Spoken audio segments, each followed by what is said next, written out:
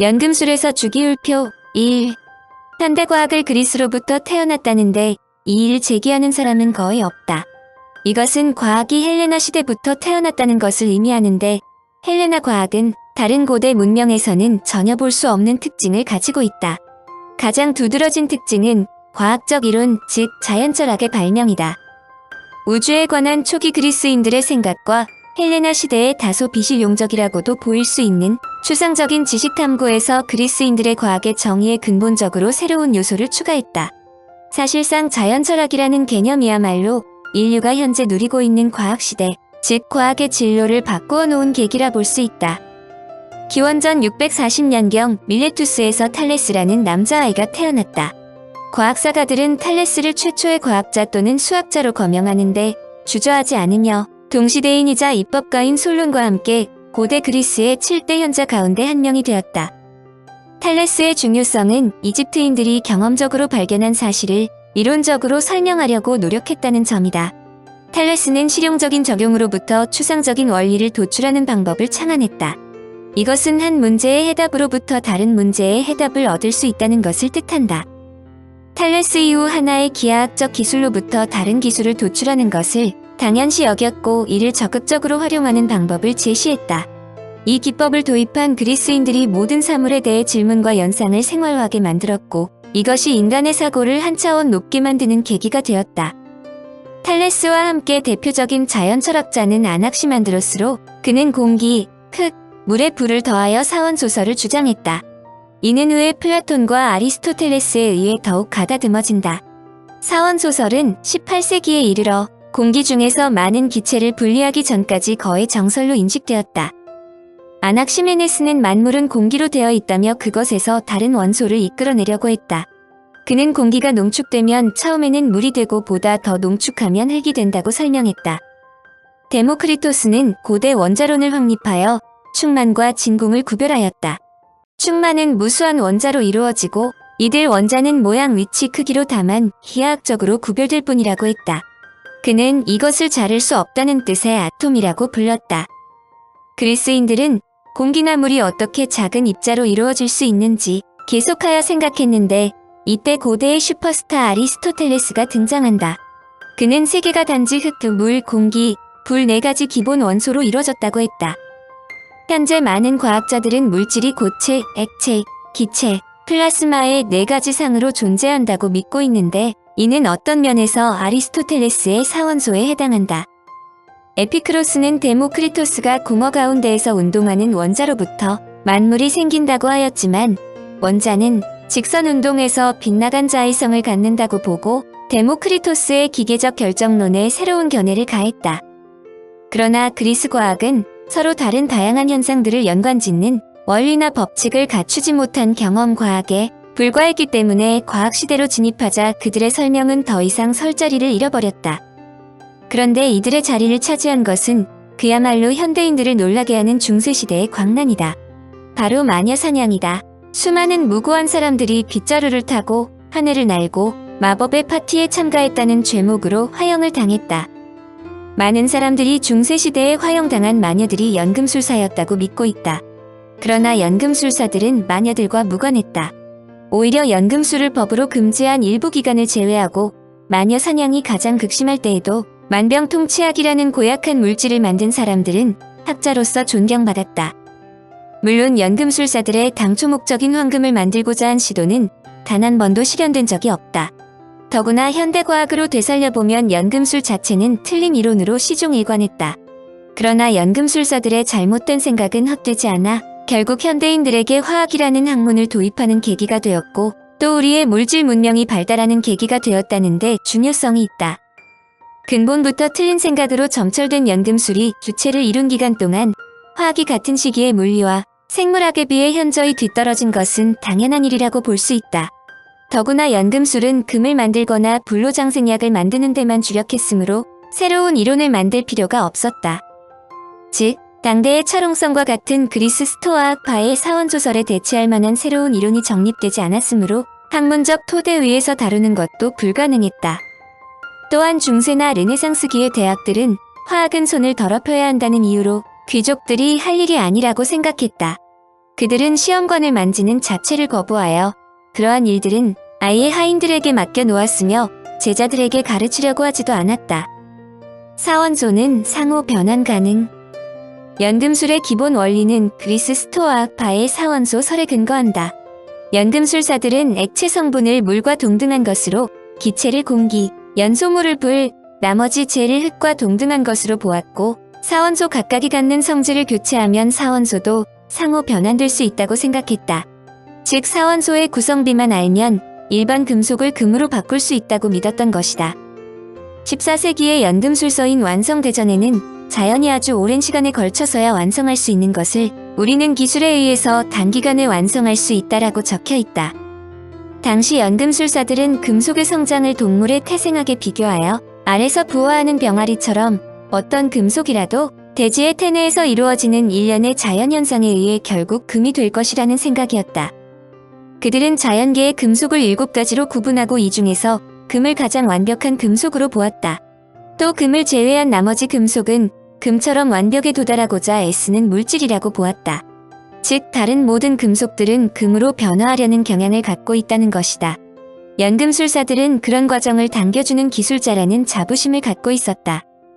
금은 비중이 19.3으로 매우 무겁다. 황색의 광택이 나며 공기 중이나 물속에서 잘 산화되지 않고 황과도 작용하지 않는다. 보통의 산에는 녹지 않지만 셀렌산에는 녹는다. 이외에 금을 녹일 수 있는 것으로는 시안화알칼리의 수용액이나 진한 염산삼과 진한 질산일의 비율로 된 왕수가 있을 뿐이다. 녹는 점은 1063도씨, 끓는 점은 2970도씨로 높다.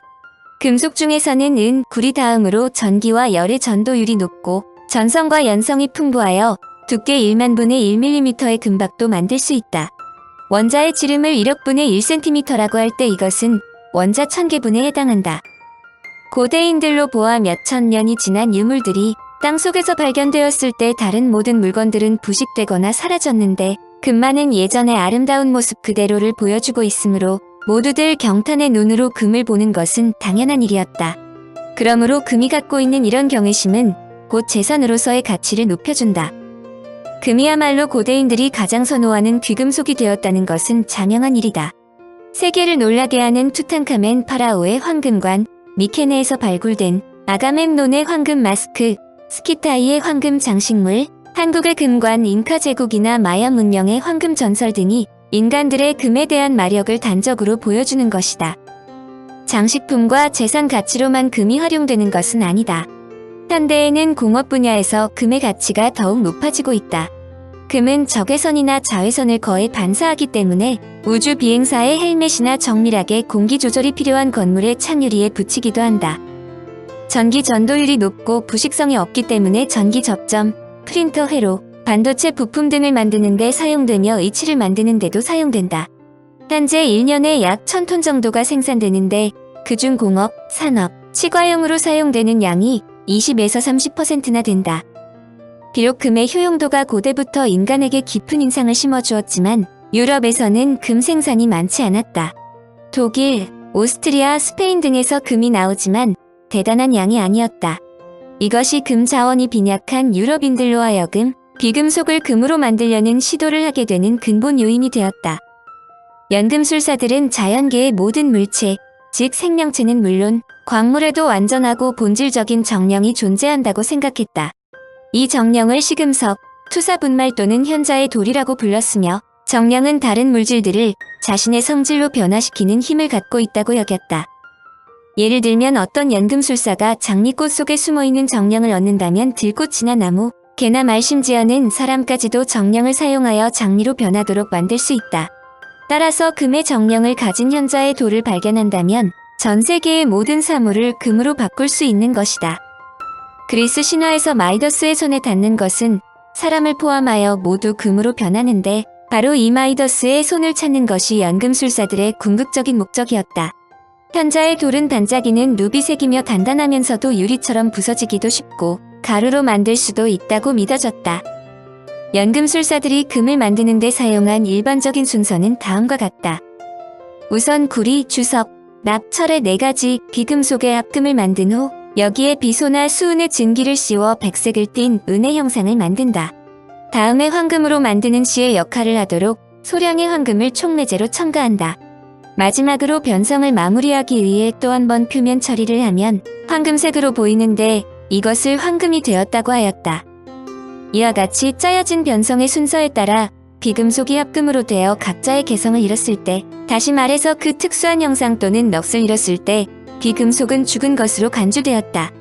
표면의 착색에 따라 처음에는 은으로, 다음에는 황금색으로 새로운 형상을 갖게 되는 것은 부활의 과정이라 여겨졌다. 성공한 연금술사. 연금술이라고 해도 순수한 금을 만들려는 작업은 주로 중세 유럽에서 이루어졌다. 그렇지만 중세시대의 교회는 오히려 연금술을 터부시하여 연금술사들을 탄압하기도 했다. 기독교는 순수하고 의심의 여지가 없는 신앙을 기초로 하는 데 반하여 연금술사들은 추리에 의해 진리에 도달하려고 하였기 때문이다. 교회는 연금술사의 저서를 인쇄하는 것조차 금지하였으므로 연금술의 발달은 물론 궁극적으로는 과학기술의 발전을 방해하는 요인이 되었다. 그러나 연금술사들은 교회의 가혹한 탄압에도 불구하고 비밀리의 연구에 열중하였고 결국 교회도 연금술사에 대한 제재를 철회하게 되었는데 그 이유는 금에 대한 욕구가 교회의 재정을 위해서도 유익하다고 판단했기 때문이다. 지금까지 영국 의회를 통과한 법률 중에서 가장 짧은 것은 1405년에 제정된 금 또는 은을 만드는 것을 중범죄로 간주한다는 법이다. 이 법은 금을 캐거나 재련하는 것을 금지하는 것이 아니며 가짜 금 제조를 근절하기 위한 것은 더더욱 아니었다. 사실은 연금술사들이 정말로 비금속을 금으로 바꾸는데 성공할지 모른다고 생각하였기 때문에 의원들이 비상 조치를 강구한 것이다. 만약에 연금술사들이 국왕 헨리 4세를 위해 싼 값으로 금을 만들어준다면 헨리 4세는 의회의 머리를 숙여 국고의 자금을 타쓰는 번거로운 절차를 생략해도 된다. 왕으로서는 국고 예산의 심의권을 갖고 있는 골치 아픈 의회와 더 이상 타협하지 않고 마음대로 군림하는 전제군주로 변신할 수도 있는 것이다. 그것은 곧바로 의원들 자신에 대한 탄압이 될 것으로 생각하고 서둘러 이 법률을 통과시킨 것이다. 물론 의원들의 우려와는 달리 어느 누구도 금을 만들지는 못했다. 그럼에도 불구하고 연금술의 역사 중에서 현대인들의 귀를 의심케 하는 것은 연금술사들이 고대하던 변성에 성공하였다는 기록이다. 프랑스의 니콜라 플라멜은 이상스러운 붉은 돌과 수은을 사용하는 연금술을 익혀 1382년부터 대량의 순금을 제조해서 그 황금으로 파리의 14개의 병원과 3개의 예배당, 7개의 교회를 세워 기부하였고 더욱이 고아들을 위해 30년 동안이나 황금을 제공했다. 일설에는 그가 연금술로 재산을 모은 것이 아니라 아내의 지참금과 부동산에 투자해서 번 돈의 일부라는 주장도 있지만 그가 연금술로 막대한 재산을 모았다는 것을 당시의 대다수 사람들은 사실로 받아들였다. 플라멜은 영화 해리포터에서 전설적인 마술사로 나온다. 또한 30년 전쟁 당시의 스웨덴 국왕 구스타프 아돌프는 금으로 변성된 금속으로 금화를 주조했다. 이 금화 한쪽 면에는 그의 얼굴이 새겨져 있고 다른 쪽에는 수성과 금성을 나타내는 기호가 그려져 있다. 에드워드 2세는 연금술로 만든 22톤의 금으로 장미 금화를 주조하게 명령하였고 페르디난드 3세는 리히트하우젠이라는 연금술사로부터 받은 가루로 자신이 직접 변성 작업을 주도했다. 페르디난드 3세는 나달 크기만한 기적의 가루를 3파운드의 수은에 넣어 금속을 금으로 변성시켰다. 이 사실을 기념하기 위해 만든 기념 메달은 당시 쓰이던 금화 300개에 해당하는 값어치였다. 오스트리아 빈의 역사 박물관에는 크기 40cm, 무게 7kg의 기묘한 메달이 있다. 메달의 윗부분의 3분의 1은 은이며 그 아랫부분은 황금으로 되어 있는데 1677년에 수도사 웬체르가 연금술을 써서 은을 금으로 변화시켜 만든 것이라고 한다. 게다가 연금술사들은 금속과 광석은 그렇게 빠르지는 않지만 식물처럼 땅에서 자란다고 믿었다. 프랑스의 유명한 리슐리의 추기경은 한 연금술사에게 30년 전쟁의 비용 지불을 위해 금을 생산해 달라고 촉구했고 루이 14세 때 한 관리가 부하들에게 금광이 스스로 다시 소생할 수 있도록 고갈된 금광의 입구를 봉하도록 한 명령서가 지금도 남아있다. 연금술사들의 성공 이야기와 연금술사들이 금속이 자란다고 생각했다는 것이 충격적으로 들릴지 모른다. 그러나 연금술사들이 궁극적으로 단기간 동안이나마 성공할 수 있었던 것은 그들의 목적이 순수한 금을 만드는 것만은 아니었기 때문이다.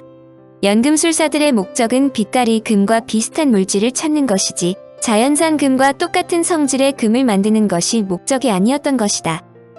그들은 귀금속 시장의 요구에 영합할 필요가 없었기 때문에 자신들이 만든 인조금이 자연산 금보다 가치가 더 뛰어나다고 생각했다. 변성으로 만들어진 금은 여러 가지 다양한 화학적 성분들의 정량을 갖고 있기 때문에 자연의 금보다 뛰어나다는 것이었다. 엄밀한 의미에서 순수한 금을 만드는데 후대의 연금술사들이 모두 실패하였다는 것은 의심의 여지가 없다. 원자의 분해에 대한 개념조차 없는 상태에서 비금속을 금으로 만들려는 노력은 결국 과학기술 정보의 부족과 무지에 의해서 과장과 실패로 점철되어 간 것이다. 몇몇 연금술사들이 비금속을 금으로 만드는 데 성공하였다는 것은 실제로 금으로 보이는 합금을 만든 것이다. 연금술의 과학적인 면은 존재하지 않으며 연금술의 비결은 정신적인 진보를 위한 상징이나 은유에 불과하다는 혹평도 있다. 그러나 연금술로 얻은 지식에 의해 여러 가지 물질이 섞여 있는 물질을 정제하여 순수한 물질을 추출해내는 기술이 발전할 수 있었다. 연금술의 이러한 정제 기술은 채광, 야금, 약을 제조하는 데 쓰였다. 그러나 화학의 발전은 같은 시기에 물리와 생물학에 비해 현저히 뒤떨어져 있었다. 이것은 스토아파의 사원소설에 대체할 만한 새로운 이론이 정립되지 않았기 때문이다.